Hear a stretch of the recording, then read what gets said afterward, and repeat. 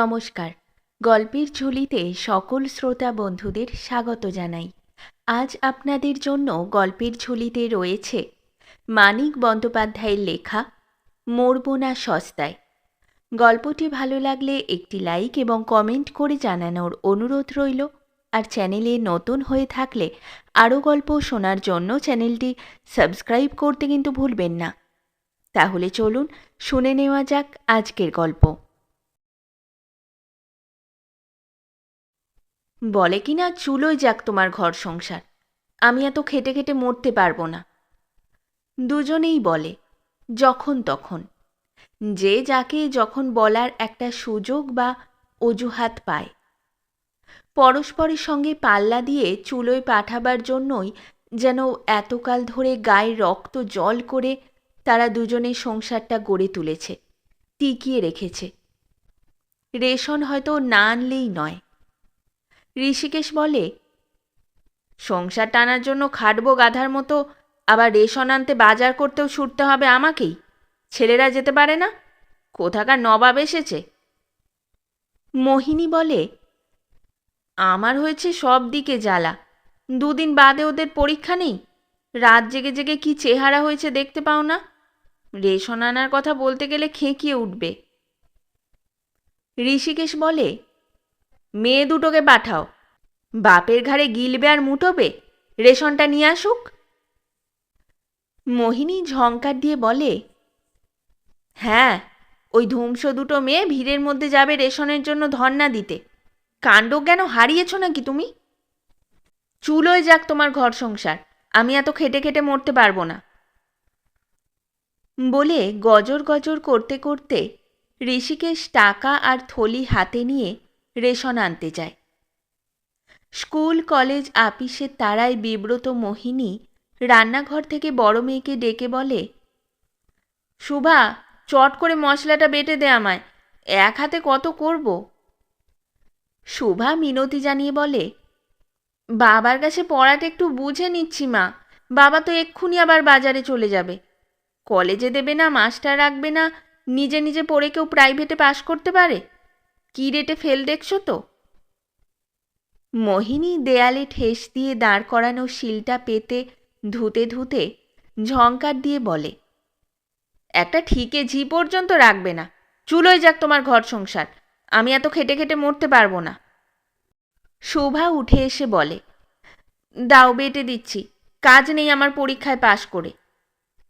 মোহিনী ধমক দিয়ে বলে, তুই পড়বি যা তো হারামজাদি, কলেজে দেয় না, মাস্টার রাখি না, বই কিনতে কত টাকা লেগেছে হিসাব রাখিস?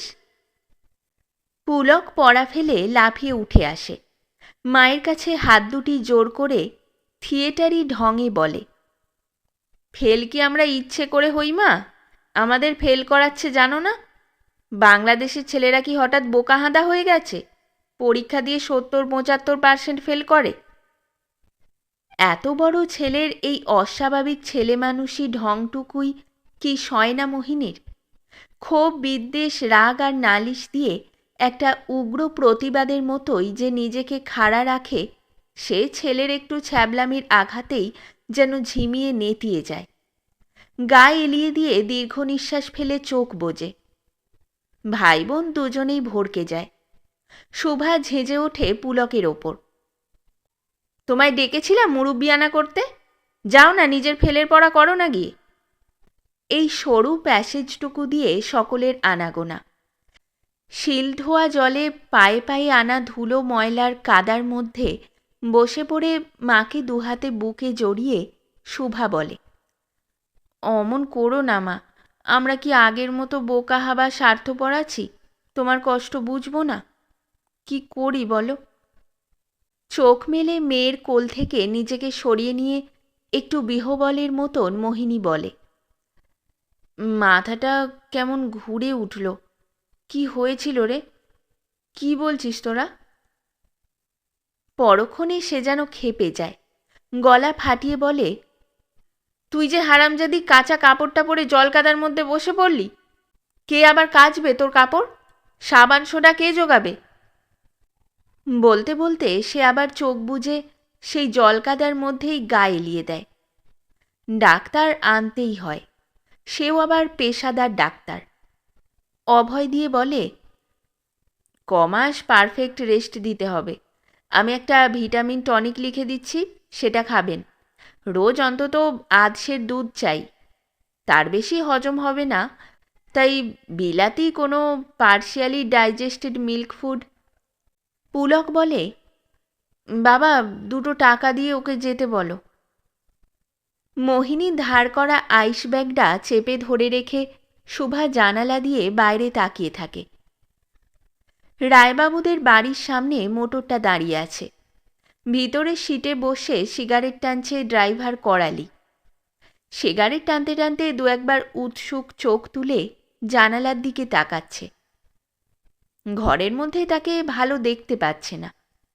আলো বড় কম ঢোকে ঘরে, বাতাসের মতোই। জানালায় গিয়ে যদি সে দাঁড়ায়, করালির উৎসুক চোখ ক্ষুধাতুর হয়ে উঠবে।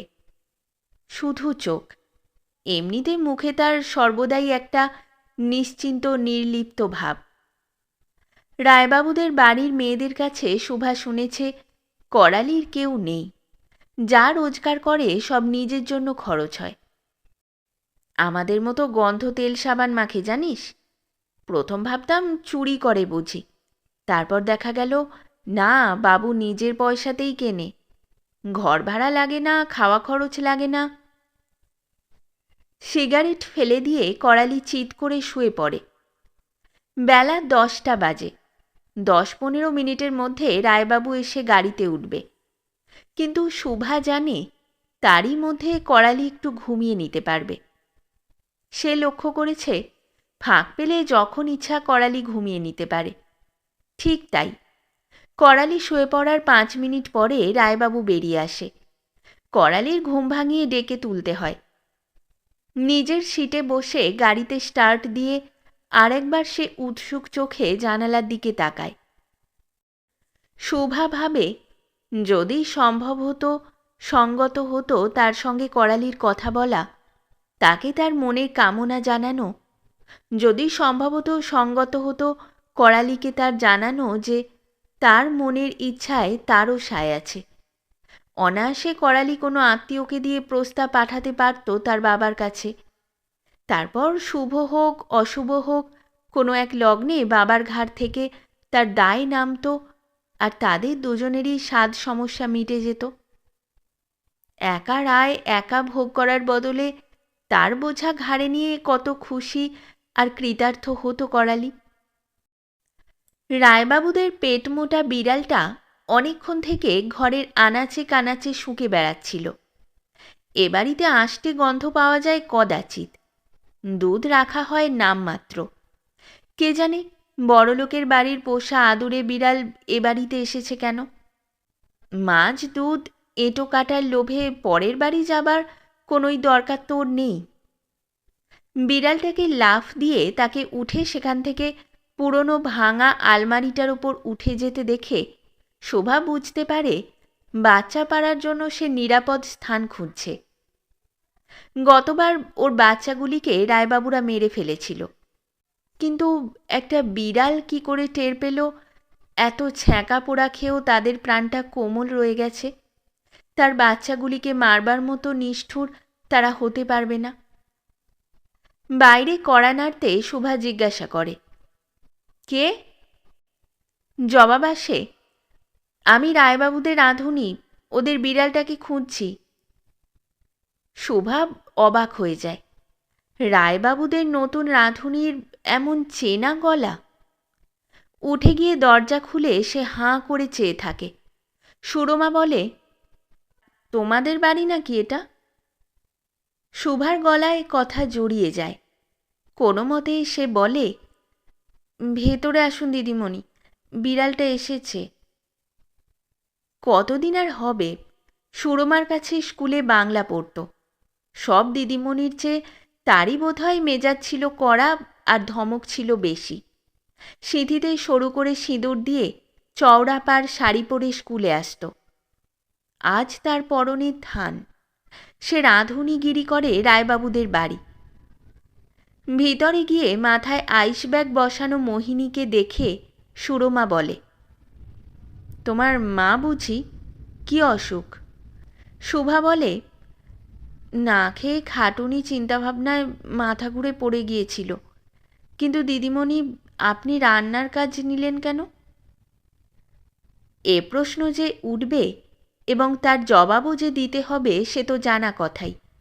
তবে পাড়ার লোকের রাঁধুনি হিসাবে বাড়ির দরজায় তাকে হাজির হতে দেখে যেরকম থতমত খেয়ে গিয়েছিল, তাতে এত শিগগির এমন স্পষ্টভাবে সে প্রশ্নটা করে বসবে সুরমা সেটা ভাবতেও পারেনি।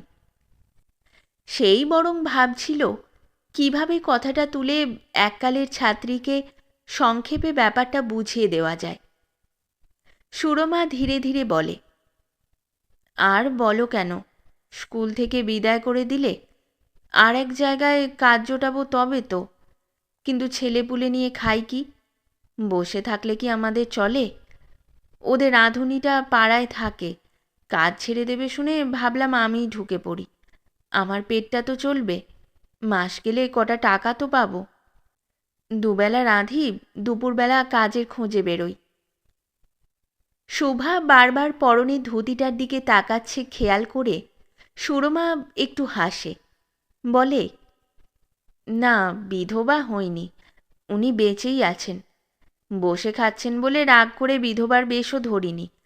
রাঁধুনিটা বললে কি, এরা সধবা লোক রাখে না, সধবার নাকি অনেক ঝঞ্ঝাট, বিধবারা অনেক পরিষ্কার পরিচ্ছন্ন হয়, তাই বিধবা সাজলাম। শুভা জিজ্ঞাসা করে, মন খুঁতখুত করল না? সুরমা অবজ্ঞার সঙ্গে একটু মুখ বাঁকিয়ে যেন মনের খুঁতখুতানি উড়িয়ে দিয়েই বলে, গোড়া একটু করেছিল, তারপর ভাবলাম কি হয় ওতে, একটু সিঁদুর না দিলে আর শাড়ির বদলে ধুতি পরলেই যদি স্বামীর অকল্যাণ হতো।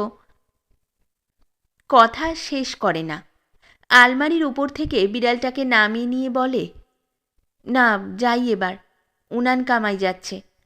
একটা বিড়ালের জন্য কি মায়া! অনেকক্ষণ দেখা নেই কোথায় গেল, এবারে ওবারে একটু খুঁজে এসো। রাঁধুনিকে ওরা একেবারে মানুষ ভাবে না।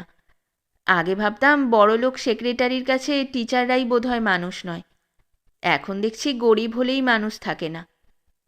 খানিকক্ষণ বেড়ালের দেখা নেই, অমনি হুকুম, খুঁজে নিয়ে এসো। কি ঝাঁঝ সুরমার কথায়! শোভা টের পায় সুরমার গরম মেজাজটা পরিণত হয়েছে ঝাঁঝে। তার মার মেজাজের সঙ্গে খানিকটা যেন মিল ছিল বাড়ির ছেলেপুলে আর স্কুলের মেয়েদের ঝঞ্ঝাটে তার কষে যাওয়া মেজাজের।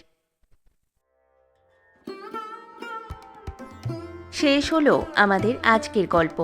গল্প পাঠে এবং বিভিন্ন চরিত্রে আমি তৃষিতা। গল্পটি ভালো লাগলে লাইক এবং শেয়ার করে দেবেন, আর চ্যানেলে নতুন হয়ে থাকলে আরও গল্প শোনার জন্য চ্যানেলটি সাবস্ক্রাইব করতে কিন্তু ভুলবেন না। খুব তাড়াতাড়ি নতুন একটি গল্প নিয়ে ফিরে আসব।